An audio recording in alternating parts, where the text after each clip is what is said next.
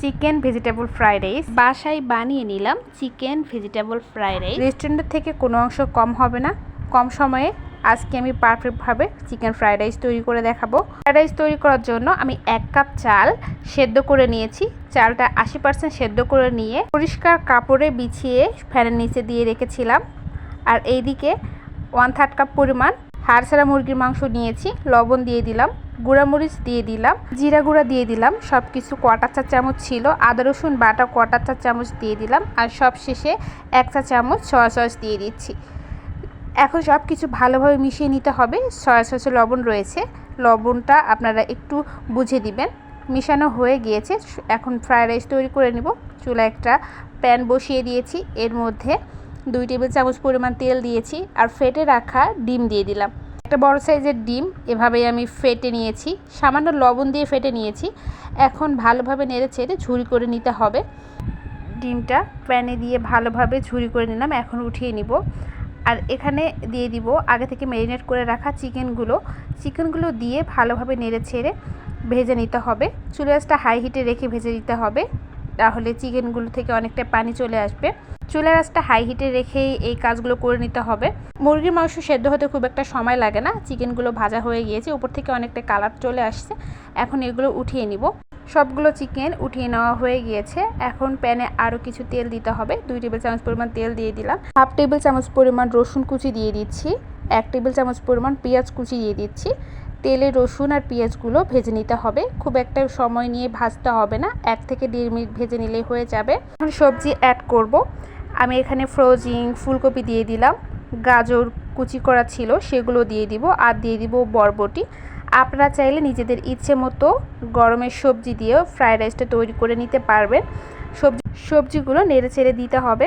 আর এর মধ্যে দিয়ে দিতে হবে লবণটা স্বাদ মতো দিবেন, আর এটা অবশ্যই সবজির পরিমাপে। কিছু মরিচের গুঁড়া দিয়ে দিব আর সামান্য পরিমাণ জিরা গুঁড়া দিয়ে দিলাম। চুলার আঁচটা আমি হাই হিটে রেখেছি, হাই হিটে সব কিছু ভেজে নিতে হবে। আর যে সবজিগুলো নরম সেগুলো পরে দিবেন। এখানে আমি একটা বীজের অংশগুলো বাদ দিয়ে টমেটো কুচি করে নিয়েছিলাম, সেটা দিয়ে দিব। সবজিগুলো কিন্তু 80% সেদ্ধ হবে। আর এখন সব কিছু সবজি মিশিয়ে নেওয়া হয়ে গেলে এখানে সেদ্ধ করে রাখা ভাতগুলো দিয়ে দিতে হবে। ভাতগুলো উপর দিয়ে দিলাম। এরপর দিতে হবে ভেজে রাখা চিকেনগুলো দিয়ে দিলাম। আর ভেজে রাখা ডিমের ঝুড়িগুলো দিয়ে দিতে হবে। আর সম্পূর্ণ রান্নাটা যদি হাই হিটে করা যায়, দেখবেন যে ফ্রাইড রাইসটা পারফেক্টভাবে হয়ে যাবে। আর ফ্রাইড রাইসটা একটু মিশিয়ে নিলাম। এর মধ্যে অ্যাড করতে হবে টমেটো সস। 1 টেবিল চামচ পরিমাণ টমেটো সস দিয়ে দিচ্ছি। আর 1 টেবিল চামচ পরিমাণ সয়া সস দিয়ে দিলাম। And soya sauce tomato sauce দিয়ে ভালোভাবে মিশিয়ে নিতে হবে। তবে লবণটা আপনারা টেস্ট করে দিবেন, যদি মনে হয় লবণ কম হয়েছে তারপরে লবণ দিবেন। ডিমের লবণ রয়েছে, চিকেনের লবণ রয়েছে, তবে লবণটা আমার কাছে কম লেগেছে, এই জন্য আমি এখানে আধা চা চামচ লবণ দিয়ে দিলাম আর 1 চা চামচ চিনি দিয়ে দিলাম। ফ্রাইড রাইস তৈরিতে অবশ্যই চিনিটা দেওয়ার চেষ্টা করবেন। বড় বড় রেস্টুরেন্টে খাইতে গেলে চিনির স্বাদটা অবশ্যই পাবেন। ফ্রাইড রাইস অনেক সময় আপনারা বলেন ঝরঝরে হতে চায় না। সেদ্ধ করার সময় ভাতটা 80% সেদ্ধ করে নেবেন, দেখবেন যে রান্না করার সময় চালটা নরম হয়ে যাবে না। আর এখানে দিয়ে দিচ্ছি 1 চা চামচ কাঁচামরিচ। নামানোর ঠিক 2 মিনিট আগে কাঁচামরিচটা দিতে হবে, আর কাঁচামরিচ দিলে সুন্দর একটা ফ্লেভার চলে আসবে। সম্পূর্ণ রান্নাটা হাই হিটে করেছি। এইদিকে ফ্রাইড রাইসগুলো হয়ে গিয়েছে, আর ফ্রাইড রাইসগুলো একটার সঙ্গে একটা লেগে যাচ্ছে না। আর ঝরঝরে ফ্রাইড রাইস খেতেও বেশ ভালো লাগে। তো নেড়ে চেড়ে ভালোভাবে ফ্রাইড রাইসটা রান্না করে নেওয়া হয়ে গিয়েছে। এখন চুলা থেকে নামিয়ে নিব। আর আমার রেসিপি ফলো করে আপনারা পারফেক্টভাবে বাসায় ফ্রাইড রাইস তৈরি করে নিতে পারবেন।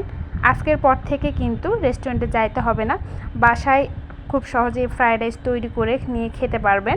ফ্রাইড রাইসে খুব বেশি মশলা বা খুব বেশি উপকরণ দিলে ভালো লাগে না। সিম্পলভাবে ফ্রাইড রাইস করে খেয়ে দেখবেন, এর স্বাদ কিন্তু মুখে লেগে থাকবে। আশা করছি আমার রেসিপি আপনাদের কাছে অনেক ভালো লেগেছে।